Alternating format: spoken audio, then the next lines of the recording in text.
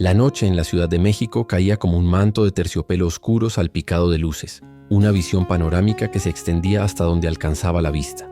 En lo alto de un rascacielos en Polanco, el restaurante Agüera era un santuario de minimalismo y opulencia.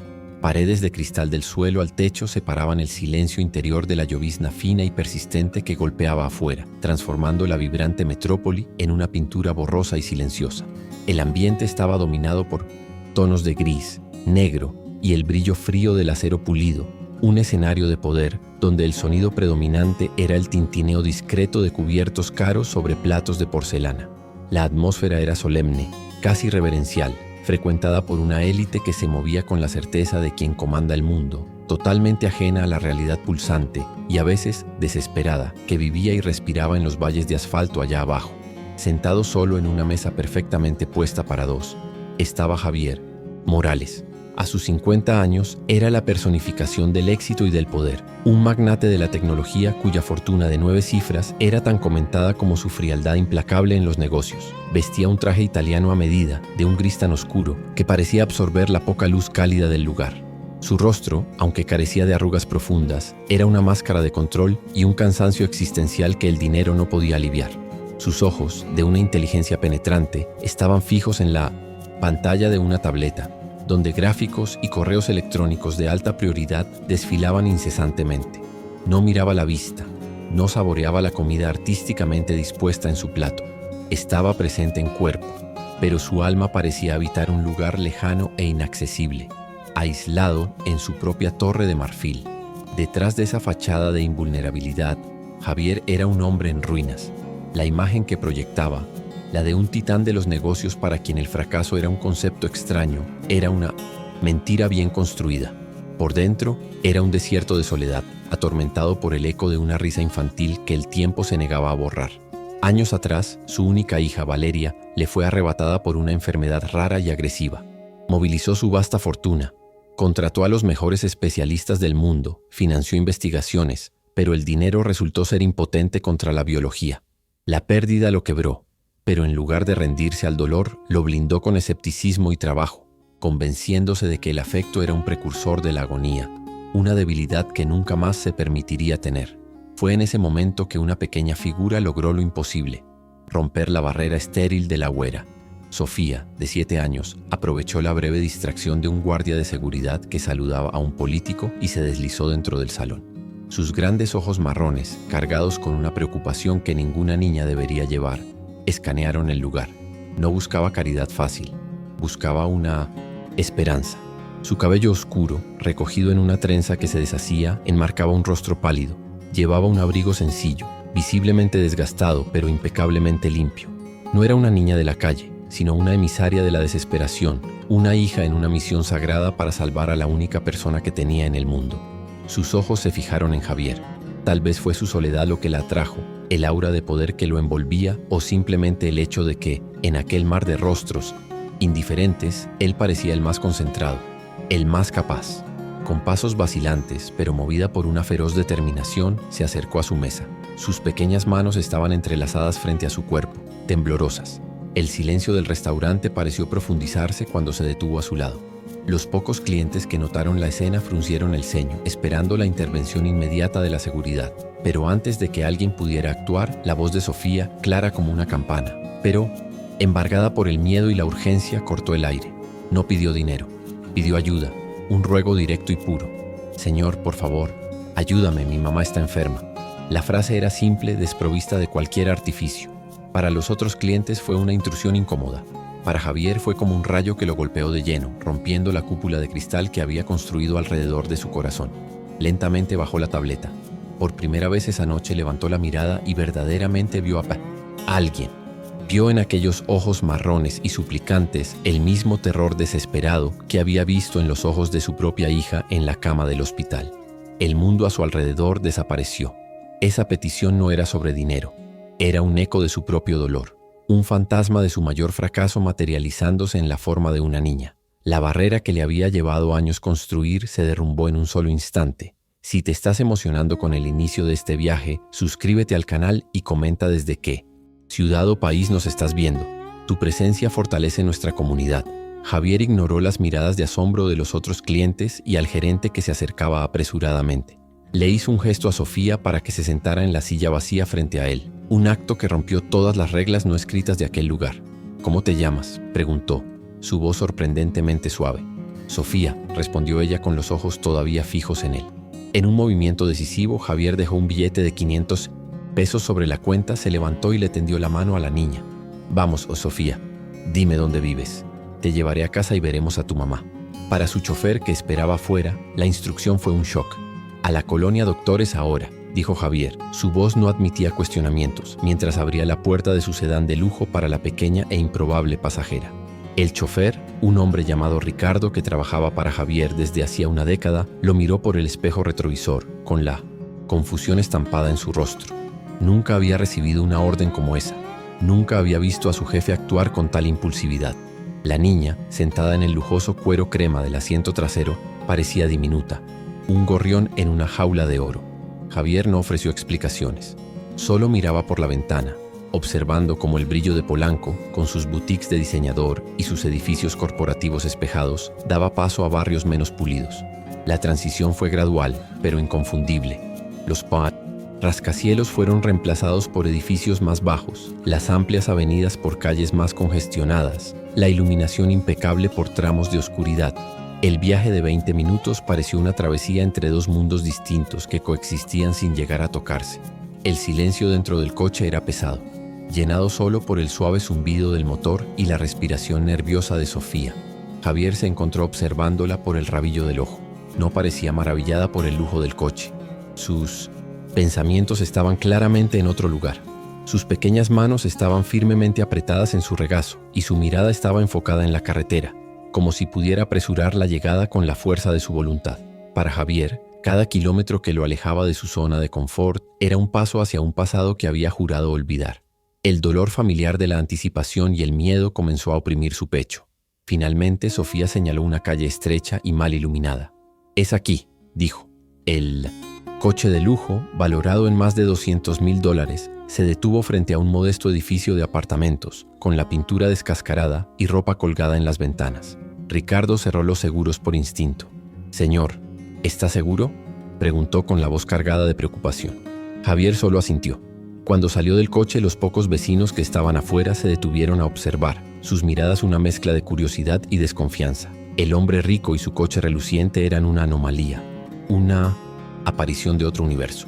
Sofía, sin embargo, tomó la mano de Javier con una confianza natural, guiándolo hacia el interior del oscuro edificio. El apartamento de ellas estaba en el tercer piso, sin ascensor.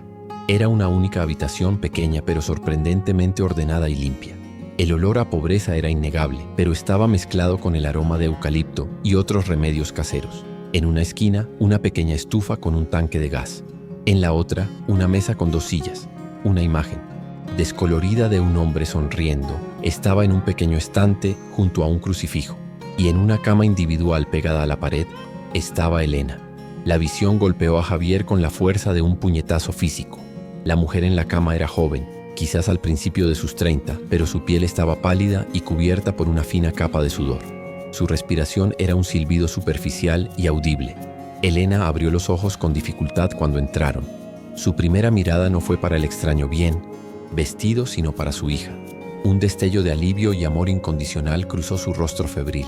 «Sofía, mi amor, ¿dónde fuiste?», susurró, su voz débil y ronca. «Fui a buscar ayuda, mamá», dijo Sofía, corriendo a su lado. «Este señor nos va a ayudar».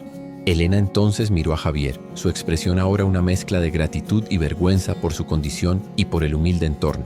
Javier sintió un nudo en la garganta. Reconoció esa mirada, la lucha por mantener la dignidad en medio de la devastación, de la enfermedad. Era la misma mirada que tuvo su esposa. «¿Cuánto tiempo lleva así?», preguntó Javier, su voz más profesional de lo que pretendía, un intento de enmascarar la ola de emociones que lo amenazaba. «La fiebre empezó hace 3 días, pero la tos no para desde hace más de una semana», respondió Elena con esfuerzo. «No tenemos dinero para un médico particular y el centro de salud». Fue interrumpida por un violento acceso de tos que la dejó sin aliento. Los síntomas eran un eco aterrador del inicio de la enfermedad de Valeria. Una neumonía que, si no se trataba adecuadamente, podría evolucionar rápidamente hacia algo fatal. El tiempo era el enemigo, y Javier lo sabía mejor que nadie. Sin perder un segundo más, sacó su teléfono. Ricardo, llama a una ambulancia a esta dirección. Ahora. La orden fue dada con una autoridad inquebrantable. Sin embargo, la realidad del sistema de salud público de la ciudad pronto se impuso. La ambulancia tardó 40 minutos en llegar y los llevó al hospital general más cercano.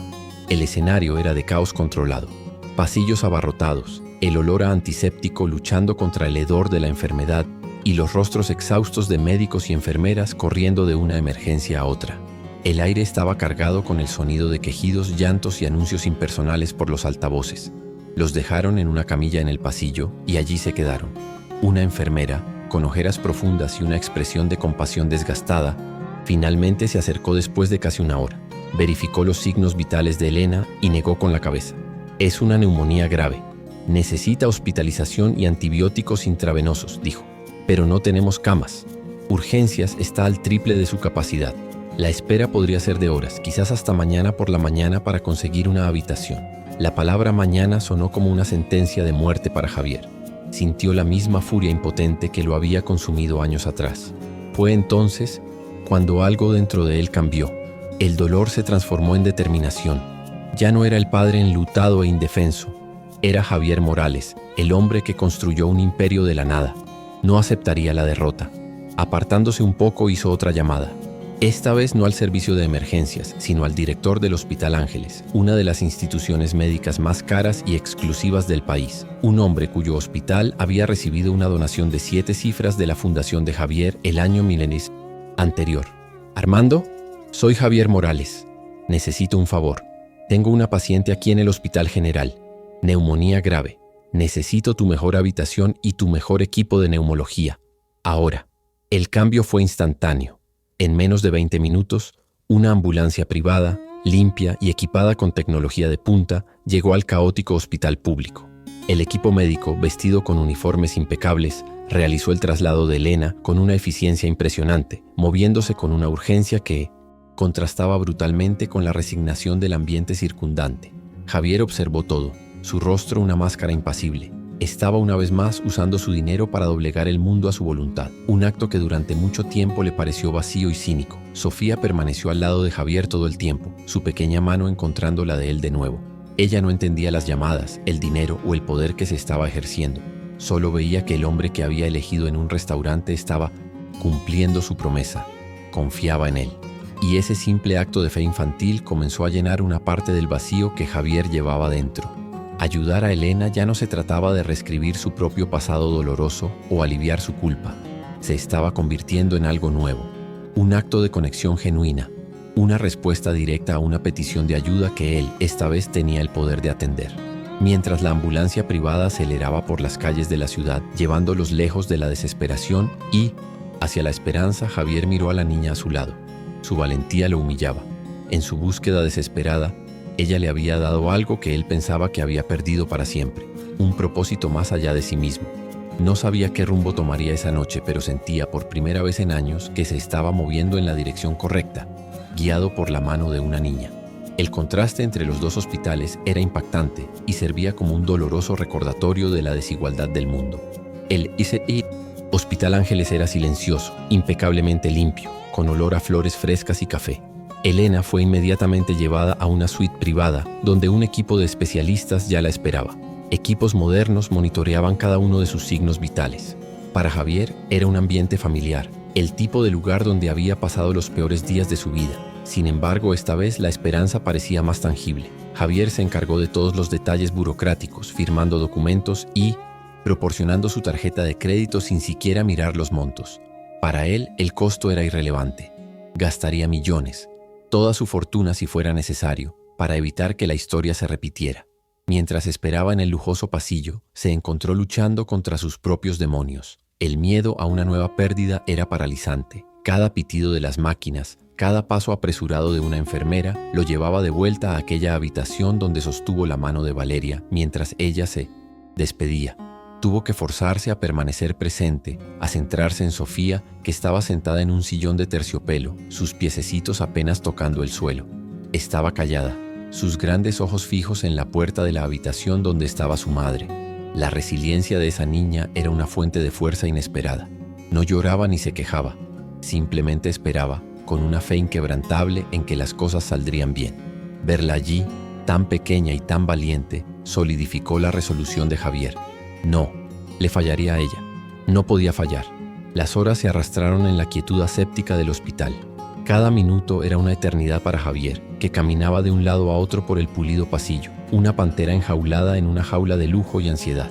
El olor del antiséptico, el pitido rítmico y lejano de los monitores, todo era un gatillo que lo transportaba atrás en el tiempo, a pasillos similares donde había librado y perdido la batalla más importante de su vida. Revivía la frágil esperanza, seguida por la devastadora resignación. El miedo a que el guión se repitiera era una presencia física, un frío que se instalaba en sus huesos. Miraba a Sofía, acurrucada en el sillón, y veía no solo a una niña asustada, sino un espejo de su propia impotencia pasada, una oportunidad aterradora e irresistible de redención. Finalmente, la puerta de la unidad de cuidados intensivos se abrió y el médico responsable, un hombre de cabello canoso y expresión seria, caminó en su dirección. Javier dejó de caminar, su cuerpo tenso, cada músculo preparado para el impacto de malas noticias. Levantó una máscara de neutralidad, la misma que usaba en negociaciones de millones de dólares, pero por dentro su corazón martillaba contra sus costillas. Se preparó para las palabras evasivas, para la jerga médica que precede a la tragedia. El médico se detuvo frente a él, sus ojos encontrando los de Javier con una gravedad que hizo que el aire se sintiera más pesado. Por un instante, el mundo de Javier se redujo a ese pasillo, a ese momento suspendido en el tiempo. «Señor Morales», comenzó el médico, su voz calmada y firme. La condición de Elena era extremadamente crítica. La neumonía bacteriana se había extendido rápidamente y sus pulmones estaban empezando a fallar. Javier sintió que el suelo desaparecía bajo sus pies, la oscuridad familiar de la pérdida comenzando a envolverlo. Pero entonces el médico continuó. Sin embargo, la intervención se hizo en el último minuto posible. Los antibióticos de amplio espectro que administramos están combatiendo la infección agresivamente. La hemos estabilizado. Va a sobrevivir. Las palabras último minuto y va a sobrevivir resonaron en la mente de Javier, rompiendo el hechizo del miedo. No era una victoria fácil, pero era una victoria. La historia no se repetiría. Una ola de alivio tan abrumadora recorrió el cuerpo de Javier que tuvo que apoyarse en la pared para no caer. No fue una explosión de alegría, sino la súbita ausencia de un peso aplastante que había cargado durante años. Solo asintió, incapaz de formular una sola palabra. El médico le dio una palmada en el hombro y se retiró. Javier caminó hasta la gran ventana de cristal que daba a la habitación de Elena. Allí estaba ella durmiendo, el rostro sereno a pesar de los tubos y cables que la conectaban a las máquinas que ahora trabajaban a su favor. Y a su lado, en una pequeña silla, estaba Sofía, a quien le habían permitido entrar sosteniendo la mano de su madre. Una pequeña ancla de amor en un océano de tecnología médica. Una enfermera, al notar la escena, guió amablemente a Sofía fuera de la habitación para que pudiera descansar un poco. La niña, al ver a Javier en el pasillo, caminó directamente hacia él, sus pequeños pasos resonando en el silencio. Javier se preparó para un agradecimiento formal, quizás tímido. Instintivamente se arrodilló para estar a su altura, para mirarla a los ojos. Quería demostrarle que la veía, que la reconocía. Esperaba palabras, pero lo que recibió fue una acción que lo desarmó por completo. Sofía se lanzó a sus brazos rodeando su cuello con una fuerza sorprendente. Un abrazo que no era de gratitud sino de profunda y visceral conexión. Él la sostuvo, sorprendido por la intensidad del gesto. Fue entonces cuando ella enterró su rostro en su hombro y susurró las palabras que rompieron la última represa de su corazón congelado. Con la voz entrecortada por el llanto contenido dijo: «Gracias por no dejar que mi mamá se fuera al cielo como mi papá». La simplicidad de la frase, la mención directa al cielo, a la pérdida de un padre, chocó con el dolor adormecido por la muerte de su propia hija. Ese era el miedo exacto que no pudo evitar. Ese era el trauma que lo definía. Pero esta vez lo había impedido. Había reescrito el final. En aquel pasillo estéril de hospital, el magnate Javier Morales, el hombre que no lloraba, se derrumbó. Abrazó a la pequeña Sofía con fuerza y lloró. Lloró por la hija que perdió, por el padre que esa niña ya no tenía, por la madre que casi se marcha. Lloró por los años de soledad autoimpuesta, por la frialdad que usó como escudo y por la culpa que lo carcomió por dentro. Eran lágrimas de un dolor antiguo y abrumador, pero también de una gratitud purificadora. En ese abrazo, en el calor de esa pequeña vida que se aferraba a él, Javier no solo encontró el perdón, sino la redención. No solo había salvado la vida de Elena, Sofía, con su ruego puro y su abrazo sincero, acababa de rescatar su alma. ¿Te está gustando esta historia? Deja un like y suscríbete al canal. Ahora continuamos con el vídeo. Semanas después, con Elena totalmente recuperada y con el color de vuelta en su rostro, Javier las invitó a un almuerzo en un restaurante discreto y acogedor, lejos del lujo intimidante de Polanco. La atmósfera era un poco extraña al principio, la de 3 personas de mundos diferentes unidas por un evento extraordinario. Pero la sinceridad en la mirada de Javier rápidamente disipó cualquier incomodidad. No las trataba como un proyecto de caridad. Miró a Elena y con un respeto genuino le ofreció no una limosna, sino una oportunidad. Tengo un puesto en el departamento administrativo de mi empresa. El salario es justo, el horario es flexible. Eres una mujer fuerte e inteligente, Elena. Sería un honor tenerte en mi equipo. La oferta era un puente, no un regalo. Una oportunidad para que ella reconstruyera su vida con dignidad. El siguiente paso fue asegurarles un futuro. Javier sabía que volver al antiguo apartamento era impensable. Usando sus contactos, encontró un apartamento de 3 habitaciones para alquilar en un barrio seguro y familiar, con un parque cercano y una excelente escuela pública a 2 calles de distancia. No era una mansión, pero era un hogar. La primera vez que las llevó a ver el lugar, la reacción de Sofía fue la recompensa más valiosa que jamás había recibido. Al ver una pequeña habitación pintada de amarillo, «Claro», preguntó con los ojos desorbitados por el asombro. «¿Todo esto es para mí?» Cuando Elena, con lágrimas en los ojos, confirmó que sí, la niña soltó un grito de pura alegría y corrió adentro, abrazando las paredes de su propio espacio. En ese momento, Javier no solo estaba proporcionando un techo, estaba restaurando una infancia. Poco a poco, una nueva rutina se estableció, tejiendo a los 3 en un tapiz familiar inesperado. Javier se convirtió en una presencia constante y bienvenida. No intentó reemplazar al padre que Sofía había perdido, sino que se convirtió en algo diferente. Un mentor, un protector, un amigo. Los viernes por la noche se convirtieron en noches de pizza y películas. Se encontró en el suelo de la sala, rodeado de purpurina y cartulina, intentando torpemente ayudar a Sofía con un proyecto de ciencias. Escuchaba a Elena hablar sobre su día en el trabajo, compartiendo ideas y tratándola como una colega valiosa. El sonido de las risas llenó el silencio que durante tanto tiempo había dominado la vida de Javier, y se dio cuenta de que su vasta y vacía casa ya no era un hogar. El hogar estaba donde quiera que los 3 estuvieran juntos. Esa transformación interna comenzó a manifestarse externamente. Javier miró su vasta fortuna ya no como un marcador de éxito, sino como una herramienta de inmenso potencial. Su filosofía de vida, antes centrada en la autoprotección y la acumulación, cambió a una basada en el propósito y el impacto.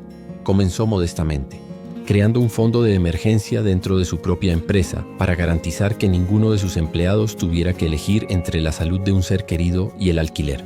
Empezó a investigar, a entender las brechas del sistema, a planificar algo más grande. El dinero, que no pudo salvar a su hija, ahora podría salvar a los hijos de otros. El dolor de su pasado estaba siendo alquimizado en un futuro esperanzador para muchos. Una tarde soleada de domingo, meses después, los 3 caminaban por el Parque Chapultepec. Sofía corría un poco más adelante, persiguiendo palomas con una alegría contagiosa. Javier y Elena caminaban lado a lado, conversando cómodamente. Él miró a la niña, con el cabello al viento y el rostro iluminado por el sol, y luego a la mujer a su lado, ahora una amiga y confidente. El vacío en su pecho, ese dolor crónico que pensaba que era una condición permanente, había sido llenado. Ya no era Javier Morales, el magnate solitario. Era Javier, parte de una familia. Había extendido la mano para ayudar a una niña desesperada, y en el proceso, ella lo había arrastrado de vuelta a la vida, demostrando que la verdadera riqueza no está en lo que se tiene, sino en el amor que se da. ¿Han hecho algún gesto de bondad que cambió una vida? Dejen un corazoncito si creen que el amor es más poderoso que cualquier riqueza. Suscríbanse para más historias de segundas oportunidades.